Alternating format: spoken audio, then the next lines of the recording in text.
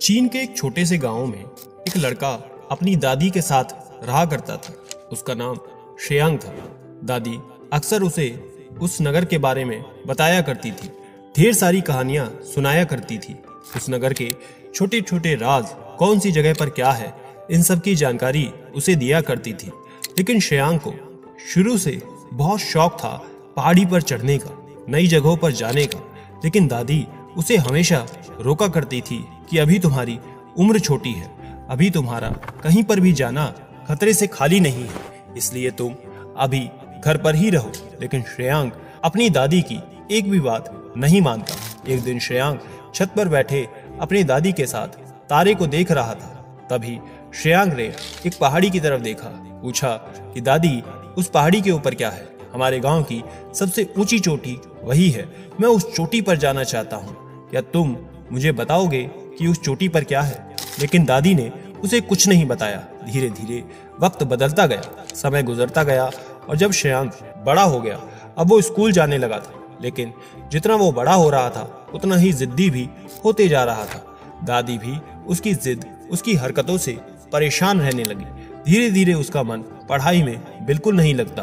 बस वो यही सोचता कि कैसे भी करके मुझे दुनिया घूमना है, मुझे उस पहाड़ी की चोटी पर पहुंचना है। अब तो वो एग्जाम में भी फेल होने लगा था। दादी ने उसे बहुत डांटा, लेकिन फिर भी वो नहीं माना। उसने अपनी दादी से पूछा कि आखिर तुम मुझे ये क्यों नहीं बताती कि उस पहाड़ी की चोटी पर क्या है? मैं वहां जाना चाहता हूँ, गांव कैसा दिखता है मैं ये देखना चाहता हूँ। दादी को गुस्सा आया और उन्होंने गुस्से में जवाब दिया कि तू पढ़ता नहीं है और तुझे पहाड़ पर जाना है। तुमने आवारा दोस्त बना लिए हैं और तुम बस दिन भर उनके साथ लगे रहते हो और तुम पढ़ते भी नहीं हो। ऐसा ही रहा तो भला कैसे काम चलेगा? तुम अपनी जिंदगी को बर्बाद कर रहे हो।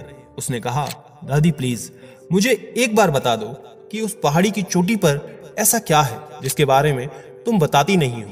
प्लीज तुम बस एक बार बता दो ना, मैं बस एक बार वो घूम आऊं, फिर उसके बाद मैं जी जान लगाकर मेहनत करूंगा, हर दिन पढ़ूंगा और मैं एग्जाम में अच्छे नंबर लाकर रहूंगा। तुम मेरा यकीन करो, मैं आपसे वादा करता हूँ। ये सुन दादी कहती है, चल ठीक है, अगर तू नहीं मानता तो मैं तुझे उस पहाड़ी के बारे में बताऊंगी। दरअसल उस चोटी पर एक मंक रहते हैं जो उस गांव की रक्षा करते हैं। वो बहुत विद्वान हैं और उन्हें हर चीज का ज्ञान है। अगर तुम वहां पहुंच गए तो सब कुछ जान जाओगे। लेकिन वहां पर जाना इतना आसान नहीं है। वहां का रास्ता इतना खतरनाक है कि कोई वहां पर आसानी से नहीं जा सकता। वहां पर जाने के लिए तुम्हें कठिन रास्तों से गुजरना होगा। वहां की चढ़ाई भी बहुत मुश्किल है, जो तुम्हारे बस की बात नहीं है।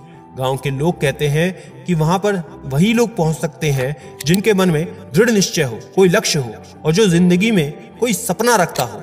आज तक कोई वहां फालतू इंसान नहीं पहुंच पाया है और जो भी कोशिश करता है तो वो जा ही नहीं पाता। ये सुन वो कहता है कि बस इतनी सी बात, अब सब तुम मेरे ऊपर छोड़ दो। अब मैं तुम्हें वहां पहुंचकर दिखाऊंगा और ये भी बताऊंगा कि वहां पर रहने वाले मंक कैसे दिखते हैं। अगले दिन वो वहां पर जाने की तैयारी करने लगा। अपने दोस्तों को बुलाया और सबको समझाया कि कल सुबह मैं पहाड़ चढ़ने की तैयारी करूंगा। लेकिन उसे वहां का रास्ता नहीं पता था। उसे नहीं मालूम था कि पहाड़ के किस छोर से वहां का रास्ता शुरू होता है। श्रेयांग का एक दोस्त था जिसके पास एक कंपास था। उसकी मदद से वो रास्ते की जानकारी लेकर वहां जा सकता था। उसके एक दोस्त ने बोला कि भाई ठीक है, कल मैं तेरे लिए खाना लेकर आऊंगा और ये तेरे लिए कंपास लेकर आएगा। उसका एक और दोस्त था जिसके पास एक बैलगाड़ी थी। उसने कहा कि मैं तुझे बैलगाड़ी से कुछ दूरी तक छोड़ दूंगा, जिसकी मदद से तू कुछ दूरी तो आसानी से तय कर पाएगा।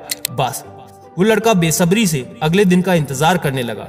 अगले दिन जब सुबह हुई तो उसने अपने बैग में ढेर सारी चीजें भर ली ताकि उसे रास्ते में कोई दिक्कत ना हो और उसने चढ़ने की पूरी तैयारी कर ली। धीरे धीरे 1 घंटा बीत गया, लेकिन उसका कोई दोस्त नहीं आया। जिसने कहा था कि वो बैलगाड़ी से उसे कुछ दूर छोड़ देगा, लेकिन वो भी नहीं आया। उसे कुछ दूर तक अकेले ही जाना पड़ा। उसका एक और दोस्त जो खाना लेकर आने वाला था, उसका भी कुछ भी अता पता नहीं था। वो सोचने लगा कि मैं खाऊंगा क्या और जाऊंगा कैसे। जो दोस्त उसका कंपास लेकर आने वाला था वो बहुत जरूरी था और वो भी नहीं आया। अब तो उसे दिशा का भी ज्ञान नहीं था कि उसे किस दिशा में आगे जाना है। उसे कुछ भी समझ नहीं आ रहा था। लेकिन वो करता भी क्या। आखिर में उसे अकेले ही यात्रा तय करनी पड़ी, और वो भी बिना किसी सहारे के। उसने यात्रा जारी रखी। चलते चलते शाम हो गई, लेकिन उसे अभी तक उसकी मंजिल नहीं मिली थी। थक कर वो एक जगह कुछ देर के लिए बैठ जाता है और अपने बैग को टटोलता है। तभी उसे कुछ खाने के लिए मिलता है जो उसकी दादी ने रखा था। उसने उसे लेकर खा लिया। अब उसे दिशा का भ्रम होने लगा था कि किस तरफ रुका जाए और किस तरफ बढ़ा जाए। तभी उसे ये याद आता है कि बचपन में दादी उसको कहानियां सुनाया करती थी, और उस कहानी में वो गांव का नक्शा अक्सर समझाया करती थी कि पहाड़ी के सीधे छोर पर जाने से ऊपर जाने का रास्ता वहीं मिलता है। उसने थोड़ा और दिमाग पर जोर डाला और चढ़ाई करना शुरू कर दिया। करते करते 2 दिन बीत गए और आखिर में वो अपनी मंजिल पर पहुंचने वाला था। उसकी हालत ऐसी थी कि मानो वो मरने वाला ही हो, क्योंकि उसने 2 दिन से ज्यादा कुछ खाया पिया नहीं था। वो बस चलते जा रहा था, और ऐसा करके वो पहाड़ी के आखिरी छोर पर पहुंच जाता है। वहां पर जा उसे एक मंक दिखाई देते हैं जो बहुत ही शांत थे, तपस्या में लीन थे। उन्हें देख के उसकी आंखें चकरा सी गई। वो बस उन्हें देखता ही रह गया कि उनकी आंखें खुले और वो उनसे बातें करे। कुछ देर बाद जब उन मंक ने आंखें खोली तो उन्होंने उससे पूछा कि तुम यहाँ पर क्यों आए हो। उनके इस सवाल ने मानो उसके भीतर एक बदलाव ला दिया। वो बिल्कुल स्तब्ध रह गया। उसके पास बोलने के लिए कोई वाक्य ही नहीं था, कोई भी चंचलता नहीं थी।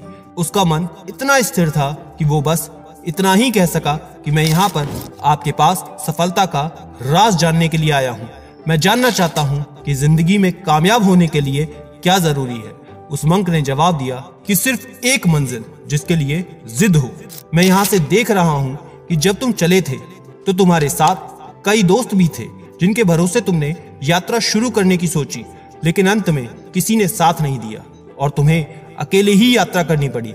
और अंत में तुम्हारे वही चीज काम आई जो तुम्हारी थी, जैसे तुम्हारी सोच, तुम्हारी मेहनत, तुम्हारा संघर्ष और तुम्हारा ज्ञान।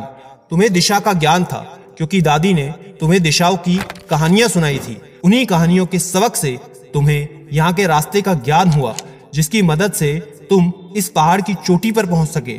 दूसरा, तुम्हें यकीन था कि तुम्हारे दोस्त तुम्हारी मदद करेंगे, आधे दूर तक भी तुम्हें छोड़ ही देंगे तो तुम्हारा काम बन ही जाएगा।